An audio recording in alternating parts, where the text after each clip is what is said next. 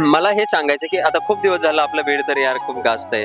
म्हणजे तो कसंही असेल तो भाग वेगळा आहे. मग काय वाटतं बरं हे सगळं बघताना एक सुशिक्षित माणूस म्हणून काय वाटतंय? आणि तुम्ही तर कडा आष्टीचे आहात. मग आष्टी आणि हे इकडं तिकडं ते खूप जास्त सध्या वातावरण आहे. काय वाटतंय?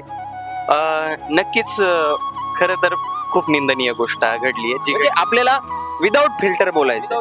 मी तुम्हाला खरं सांगतो की खूप खूप वाईट गोष्ट घडली आणि म्हणजे आमच्या सर्वांतर्फे आम्ही श्रद्धांजली वाहतो की ही म्हणजे संतोष देशमुखांसारखा जो सरपंच तरुण तडफदार जो अहो त्यांचे खो खो खेळतानाचे व्हिडिओ पहा तुम्ही किती म्हणजे चांगल्या एनर्जीचा माणूस जो लोकांसाठी अहोरात्र लढतो करतो.